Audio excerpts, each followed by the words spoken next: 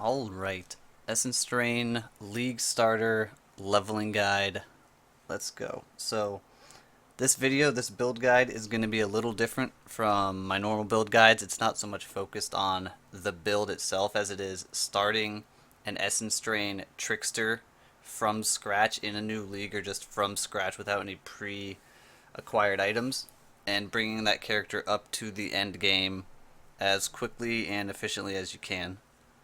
But for starters, I will throw in a map and run this real quick just to show off what the build looks like in the end game. One thing to note right away is that I'm running a Temp Chains Blasphemy, which will, in the new patch, most likely be replaced by the new Curse Despair, but since it's not out yet, I can't show it off. But it's Essence Drain build. It clears pretty quickly, very safe, very good AoE damage. The single target is a little bit lacking, as you'll see on the map boss, but if you fit in a pair of the new allelopathy gloves, which give you a really powerful blight, that can solve all of your single target issues and put you on par with some of the top tier damage builds for killing bosses. But as you can see, it's not the fastest, it's not the slowest, but it's really safe.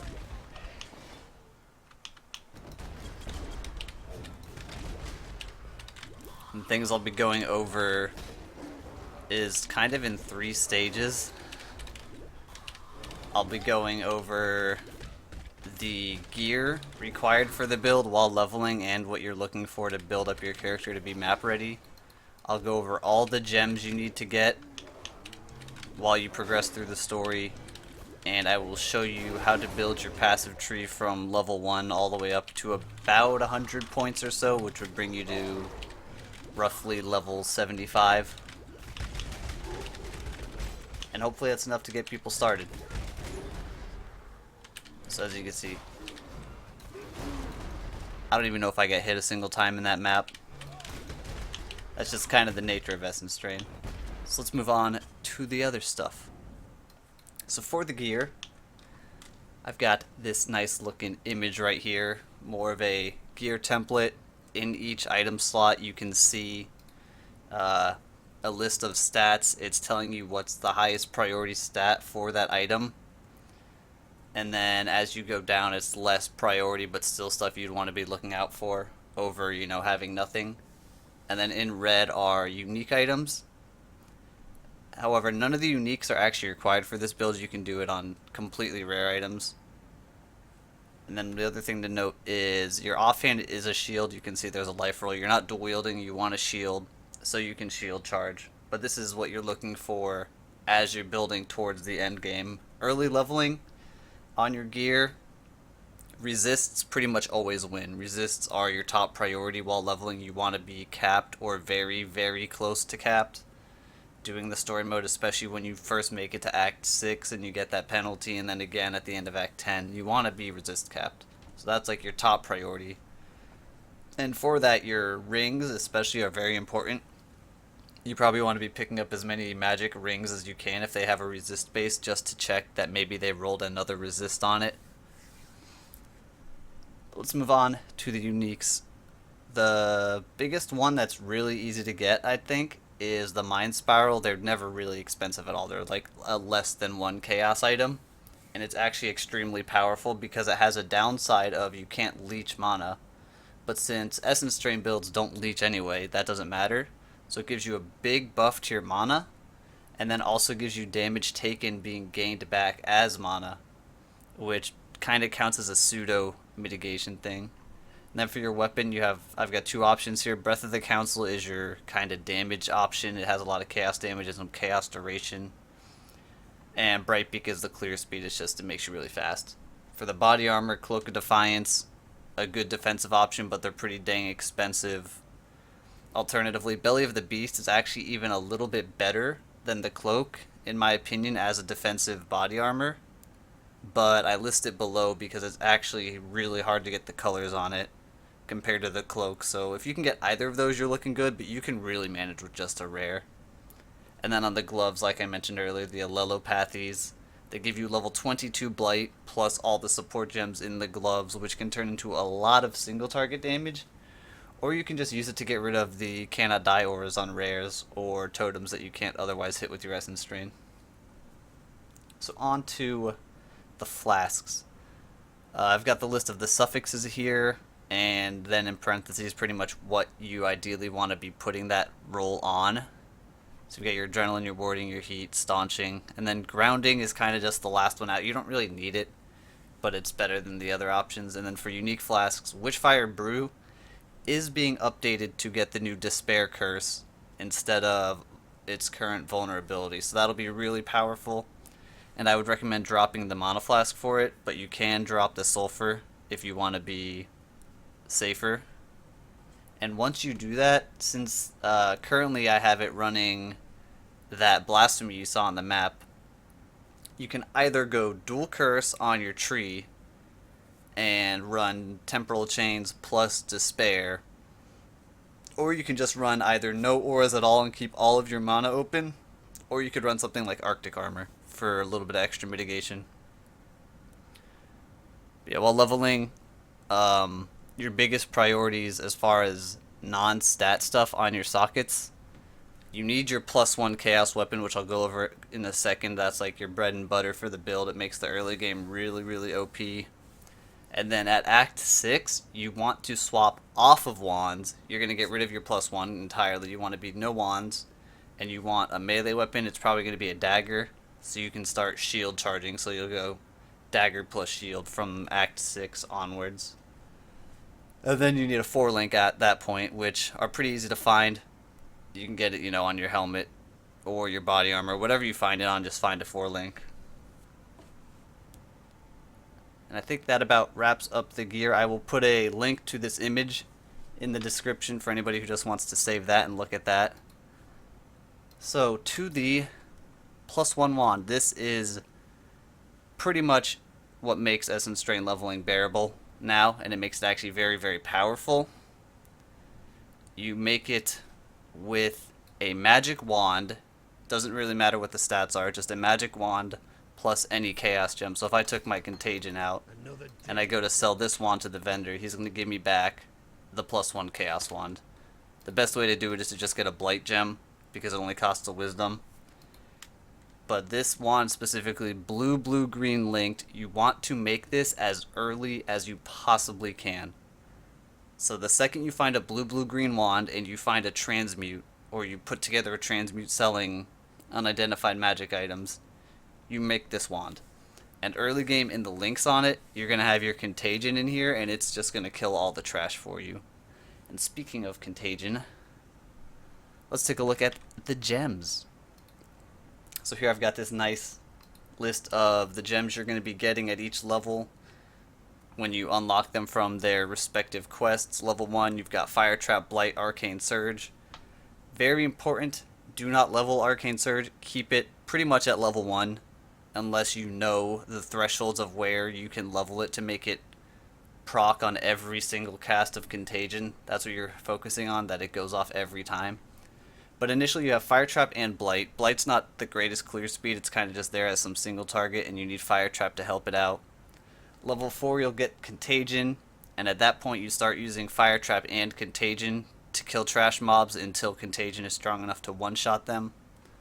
Level 8 you grab your Void Manipulation, and that's where the green socket in that wand comes in.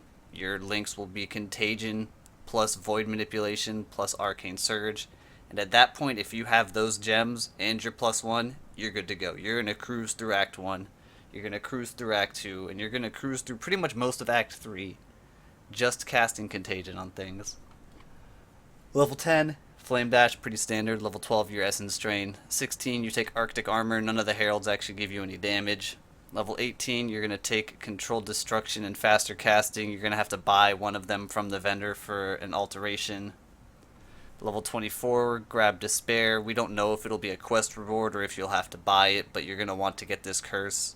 It's not super important to get it right away if you have to buy it, because you probably won't be using it very much until you have Blasphemy. And at level 31, from Library, because you do actually want to do Library, if possible, to get these gems. Swift Affliction, Efficacy, and Blasphemy. The Swift Affliction doesn't come into play until you have a 5-link, really. but it's good to grab it just in case, and then efficacy is your strongest 4 link. And at around this point, mid Act 3 somewhere, you're going to want to swap off of the whole using Contagion by itself to kill trash because it's not going to do enough damage anymore. And that's when you will swap your wand links to Essence Drain plus Controlled Destruction plus Void Manipulation in that +1. And then elsewhere you would have your Contagion plus still the Arcane Surge to get that damage buff and start doing the normal Essence Drain Contagion combo to clear trash. You can see this listed at the bottom, kinda what you're using to kill things in each act. And then that whole time, Blight's kind of just there for single target DPS when you're able to use it. And then at 38 in Act 4, you're going to grab Increased AoE. And that kind of cuts off everything for the first 4 acts. You're not really going to need anything else until you get to Act 6. And you unlock every gem from helping Lily and clearing the Twilight Strand. And as soon as you help her, that's when you're switching to melee. You want to get your shield charge, your faster attacks, fortify set up. You should really be looking out for some piece of armor, most likely, maybe a shield, maybe a weapon, with red, green sockets to get that in as quick as you can. You're going to want your Immortal Call set up, Immortal Call, cast some damage taken, increased duration, because that's when you're going to start taking a lot more damage and you need that fizz safety. And then also you're going to grab Spell Totem and Wither. You can grab Wither earlier, but it doesn't really do a lot for you. Shadows don't get Spell Totem naturally. You would have to bring a character to the Submerged Passage that can buy it, but I don't really see it as being worth it. The Spell Totem doesn't really matter very much. In the earlier act boss fights anyway, you kill them plenty fast without it. So I would just wait till Act 6 when you can get it from that. And then from Act 6 and beyond, you can see Essence Drain Contagion combo to kill trash, Essence Drain plus your Wither Totem to kill the bosses. And then if it's a boss that you feel safe using the Blight against, you can, spam a little Blight damage in as well. And that pretty much covers all the gems. That's how you're going to be leveling up to the maps. The big things, again, to focus on are your links, getting your 4 link by around Act 4 or 5 when you can switch in your Controlled Destruction and your efficacy and your Void Manipulation. And then ideally getting a 5 link in your body armor as soon as you can, as you're entering maps. You can just buy whatever the cheapest 5 link available is that has some intelligence on its base, so you can roll those blue sockets that you need. But yeah, you can see, I'll mouse over these really quick as well. These are my kind of end game setup on the gems. You've got that shield charge I mentioned. You've got the Contagion with AoE, with Arcane Surge, with faster casting, Wither Totem with faster casting. This can also be an increased duration. They're both pretty good. Flame Golem. This doesn't have to be a Flame Golem. That's kind of why the Golem wasn't in that list. You can just get whatever Golem you prefer. I don't think there's a right answer or a wrong answer. Flame Dash to jump gaps, Blasphemy, Tempt Chains, cast some damage taken, Immortal Call duration, plus a Vol Lightning Trap to help with single target. And then you've got your Essence Drain 5 link, Essence Drain, Swift Affliction, Void Manipulation, Controlled Destruction, and Efficacy. Now, on to the passive tree. I've got right here a blank slate to work with on the tree. And pretty much the order I'm clicking all these nodes are more or less the order you're going to want to get them in. You start off on the bottom side of Shadow, obviously, get the Fizz damage, or the Fizz Chaos damage, get your damage over time. And then make your way up to Growth and Decay for more damage over time. Grab Written in Blood on your way to Atrophy, more Chaos damage. You could probably grab Blood Siphon at that point. Make your way over towards Witch. Cut through the Mana and the Life. And this puts you at 44 points, probably mid-30s in your levels. Good time to grab Mind Over Matter. You could grab Quick Recovery, Inspiration behind Mind Over Matter. And then we're cutting up across the AoE nodes. We don't want to fill this out really. I don't think these 2 points are worth your time. But you're going to cut through these AoE nodes, grab Alchemist for the Flask effect, Cruel Prep, up into some more damage. And then at this point, we're going into Templar. A little bit of damage, a little bit of life, a little bit of AoE. Travel through this elemental node, even though we don't need elemental damage to get the elemental res and spell damage. Up this way, some more life. And at this point, we're at 85 points spent, which is just around level 60 to 70, depending on how many passives you've done. Speaking of which, for your bandits, you're going to kill all of them. You don't really want to help any of them, not much good stats out of it. Just kill them all, get those 2 extra points. And then from here, you can just grab a couple more life nodes, finish out this one. And as you're getting into maps, you're probably going to start getting some jewels, so that's when you're going to really want to start grabbing your jewel sockets. If you do happen to find, a really good jewel while you're leveling, obviously you can grab that earlier. But this puts you at 96 points, which is early 70s in XP. Pretty good spot to be. Past that, for later mapping levels, you would probably grab this jewel socket and these life nodes. And for your ascendancy trees, first I would recommend Swift Killer for the charges. It's the highest damage one while you're clearing. And then followed by Patient Reaper, another damage one, and a lot of actual life and mana recovery. On Merciless Lab, you're going to want to grab Weave the Arcane for all the defenses. And then Uber Lab, you're going to do this last movement skill, Walk the Aether. Gives you a little bit of attack and cast speed. The attack speed's really nice because it speeds you up in maps. And then the cast speed obviously lets you cast a little bit quicker. But that pretty much covers the tree. I will link this tree as well in the description if you want to just grab that and look at that. And I believe that pretty much covers how to get this character to maps on day 1. So hopefully that has been useful. Hope you guys enjoyed the guide. If you have any questions, leave them in the comments. I will try to answer them as best I can. Thanks for watching, and I will see you guys on the next video.